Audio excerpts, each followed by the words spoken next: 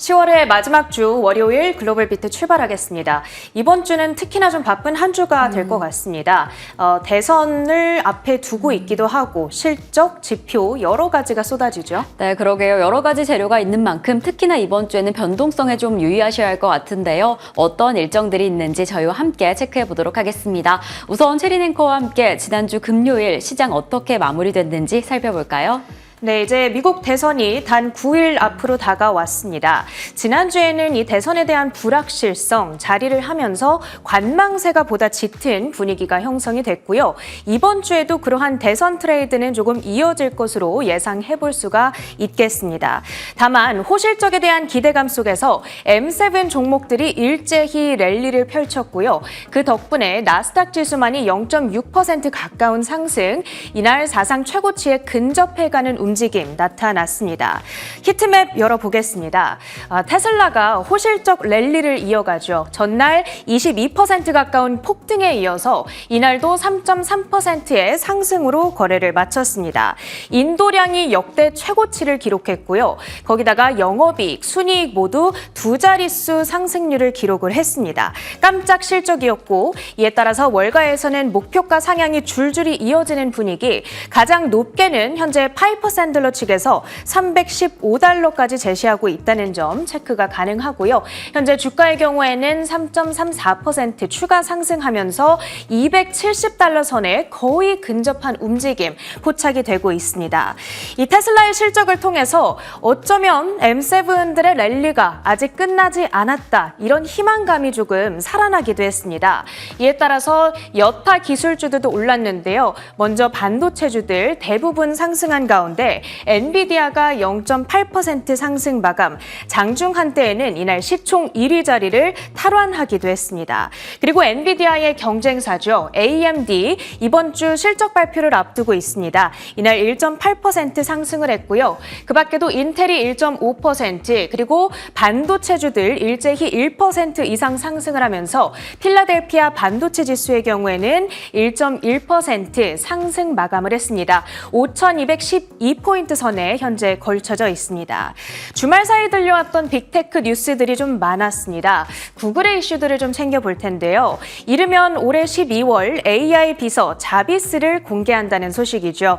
영화 아이언맨에서 로다주가 대화를 하는 그 비서의 이름이 자비스잖아요. 실제로 거기에서 이름을 따왔다고 합니다. 검색이나 쇼핑을 사람 대신에 수행해 줄 수 있다고 하고요. 아울러서 이 구글의 자율주행 자회사 웨이모가 7조 7천억 원에 달하는 투자 유치에 성공했다는 소식도 들려왔습니다.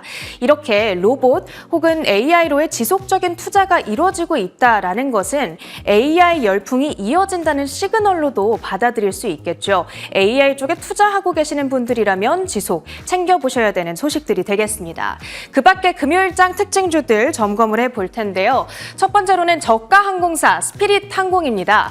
항공기 23대에 대한 매각, 거기다가 감원에 대한 계획까지 발표를 했습니다. 지난주 수요일에 프론티어 항공이 스피릿에 대한 인수를 추진한다라는 소식 속에서 50% 가까운 폭등세가 나왔었는데 이날 비용 절감에 대한 효과, 기대감까지 더해지면서 주간 기준 상승률은 90%에 육박하는 상황이고요.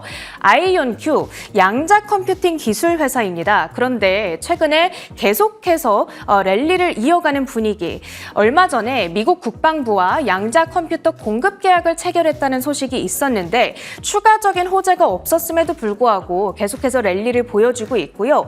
6일에 실적 발표가 예정되어 있습니다. 다만 아직 양자 컴퓨팅 기술은 상용화된 기술이 아니기 때문에 실적발 랠리가 나오기는 좀 어려울 수 있겠고요. MTD 기준 월초 대비 상승률 107.6% 달려가고 있습니다. 다음으로는 패션 기업들이죠. 테피스트리와 카프리 홀딩스가 되겠습니다.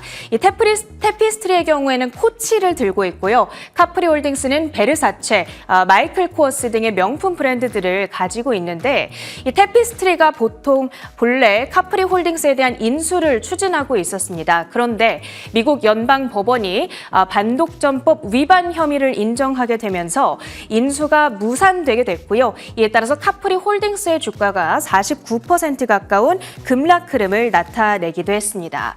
이제 월요일이니까요. 이번 주 한 주간의 주간 일정 실적부터 챙겨보겠습니다. 여러 빅테크주들의 실적 발표가 산적해 있는데요. 화요일에는 알파벳, 수요일에는 마이크로소프트와 메타 플랫폼, 목요일에는 애플과 아마존, 주요 반도체 기업 가운데서는 AMD와 목요일에는 인텔의 실적 발표가 예정되어 있습니다. 이들의 실적 결과가 어떻게 나오냐, 혹은 AI 투자 규모를 어떤 식으로 발표하느냐에 따라서 시장의 분위기가 좌우될 수 있다는 점 유의를 해주셔야 되겠고요. 그 밖에 주요 일정들도 있죠.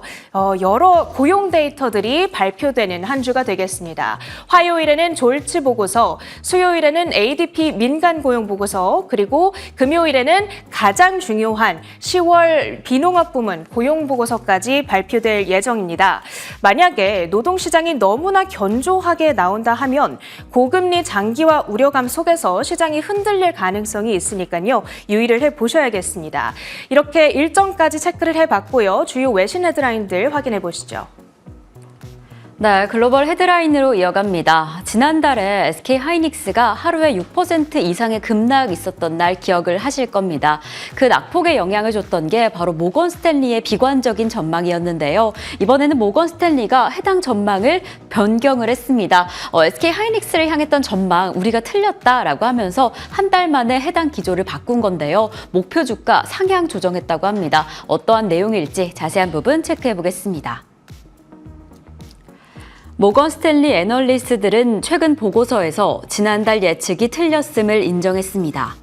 당시 SK하이닉스의 목표 주가를 26만 원에서 12만 원으로 크게 하향 조정하며 비중 축소 의견을 냈지만 이번 보고서에서는 목표 주가를 13만 원으로 상향했습니다. 느리지만 4분기에도 디램 가격 상승세가 이어질 것으로 보고 SK하이닉스의 성장 가능성을 재평가했습니다.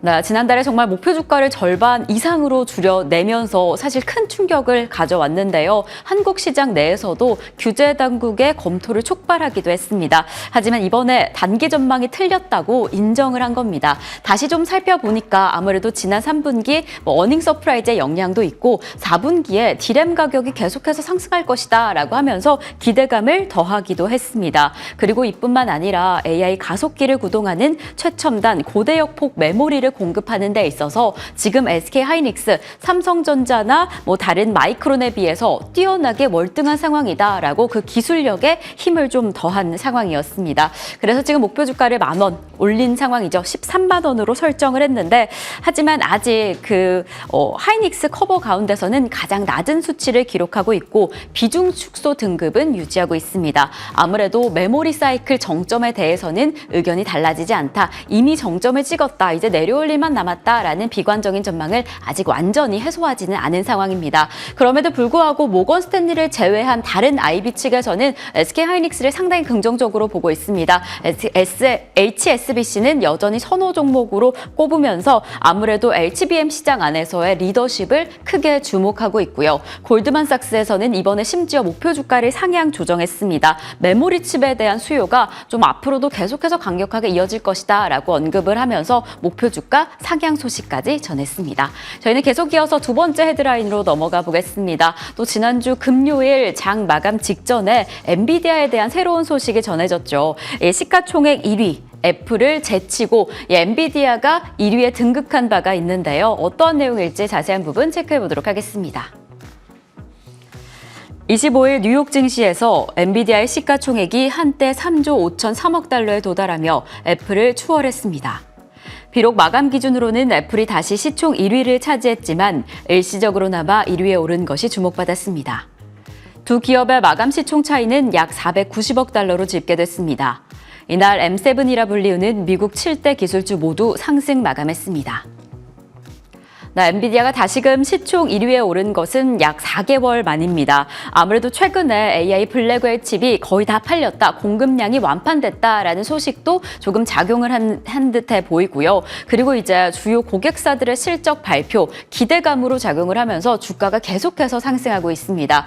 엔비디아가 지금 10월 내에서만 18%가량의 주가 상승을 보였고 2024년 1년 내에 190%의 상승폭을 보였습니다. 지금 이러한 상황 속에서 이 앞으로 AI 붐이 계속해서 일어날 것이다 라는 기대감이 좀 더해지고 있는데요. 영국의 투자사인 AJ벨의 레스 볼드 이사는 지금 만약에 미국이 경기 침체에 대한 우려감을 잘 해소하고 지금의 위기만 잘 넘긴다라고 한다면 앞으로 기업의 투자는 더 오래 계속해서 많이 이루어질 것이다 라고 덧붙이기도 했습니다. 그렇기 때문에 이 AI 역량을 키우는 데는 의심할 여지가 없다라면서 상당히 긍정적인 의견을 덧붙이기도 했습니다. 이렇게 이 고객사들의 실적에 대한 기대감도 가득한 가운데 지난주 금요일에 웨스턴 디지털이 정말 말 그대로 호실적을 기록했습니다. 이 해당 호실적에 주가 또한 5% 넘게 상승하기도 했는데 좀 자세히 성적을 살펴보면 1분기, 2분기, 3분기 모두 지금 EPS가 시장 예상치를 상회하기도 했고 이렇게 지금 수익 또한 계속해서 상승세를 이어가고 있습니다.